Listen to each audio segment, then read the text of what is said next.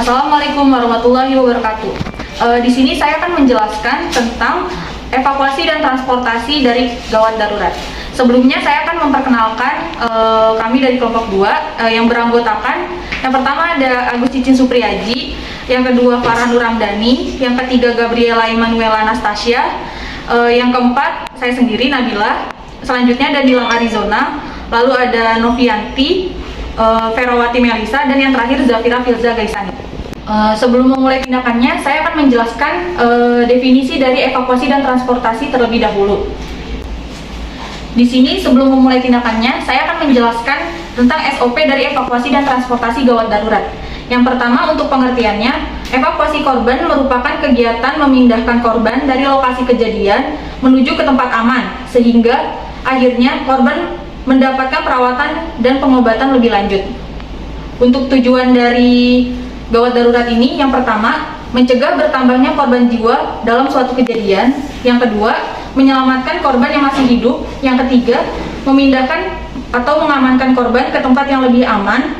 Yang keempat, memberi pertolongan di tempat yang aman. Selanjutnya ada indikasi evakuasi dan transportasi. Yang pertama, ada keadaan korban umumnya baik. Yang kedua, tidak ada gangguan pernapasan.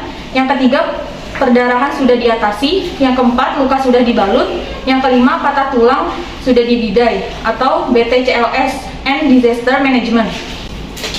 Untuk perlengkapannya, yang pertama ada sarung tangan, yang kedua ada cervical collar atau untuk korban yang mengalami cedera atau leher traumatis. Yang ketiga ada head immobilizer untuk korban yang mengalami cedera kepala. Yang keempat ada long spin board untuk korban dicurigai cedera tulang belakang. Yang kelima, tandu lipat.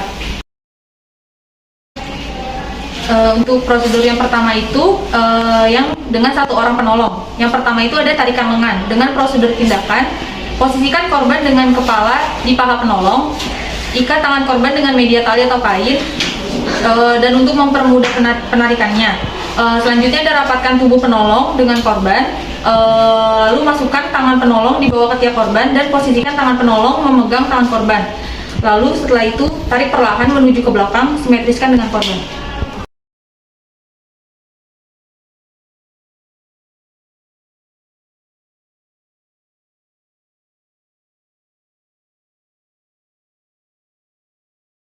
Untuk tindakan yang kedua ada tarikan selimut.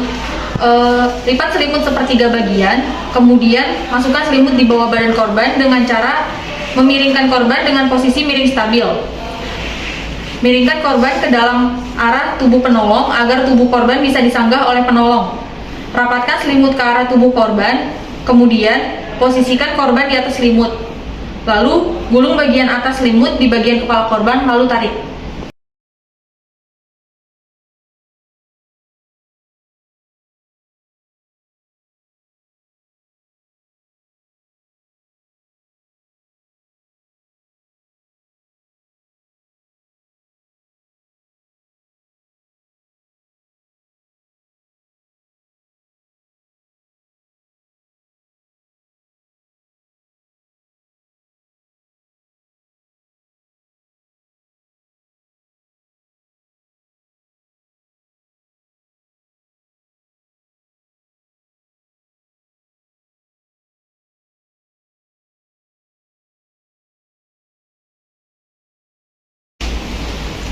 Lalu yang ketiga ada penarikan baju. Posisikan korban dengan kepala di paha penolong, ikat tangan korban dengan media tali atau kain untuk mempermudah penarikan. Rapatkan tubuh penolong dengan korban, kemudian cengkram baju korban di daerah bahu dan tarik ke bawah kepala pasien untuk penahan dan pegangan untuk menarik pasien ke tempat yang lebih aman.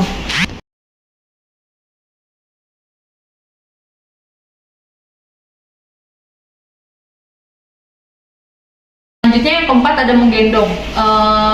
Yang pertama, posisikan korban untuk berdiri, lalu jongkok di samping korban. Setelah itu selipkan lengan di sekitar tubuhnya, lalu di atas pergelangan tangan, lalu selipkan lengan yang satunya di bawah paha korban, badannya dipeluk ke arah penolong dan angkat.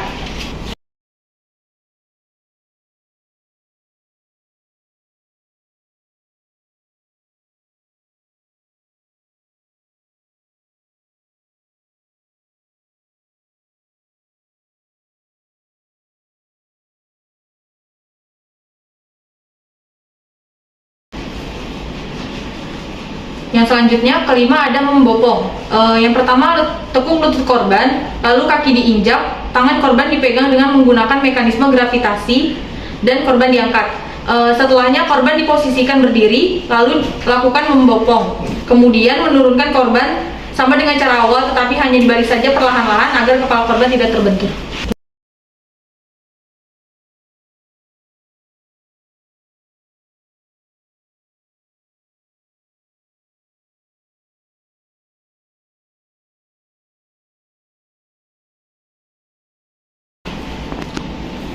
Yang keenam ada memapah. Posisikan korban dalam keadaan berdiri, lalu berdiri di samping korban. Setelah itu lingkarkan tangan korban pada bahu dan sanggala korban dengan bahu. Lalu pegang tangannya, lingkarkan tangan ke belakang korban dan pegang baju atau pinggangnya. Pindahkan korban dengan cara memapah.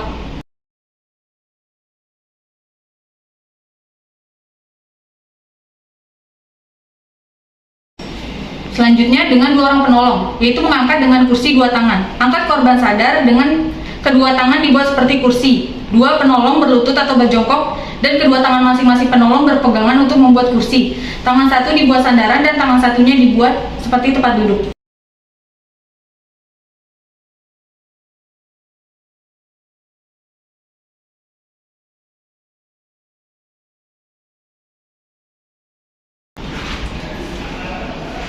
Selanjutnya, 4 orang penolong dengan menggunakan tandu.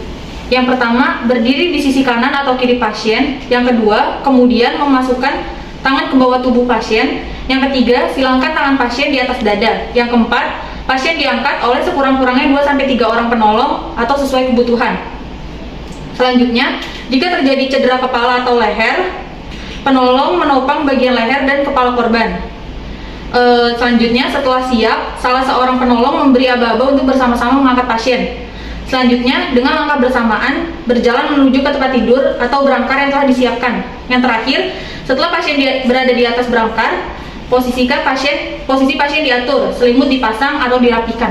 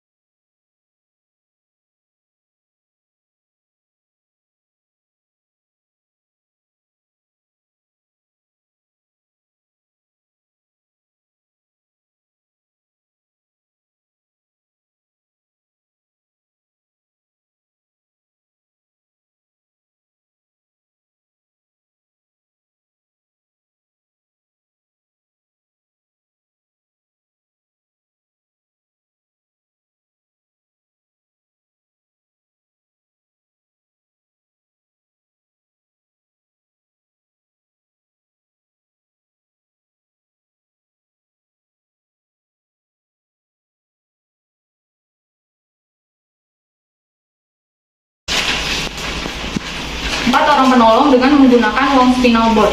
Menggunakan long spinal board apabila pasien atau klien mengalami cedera tulang belakang, dan apabila pasien atau korban mengalami cedera servikal di bagian leher, korban dipakaikan cervical collar.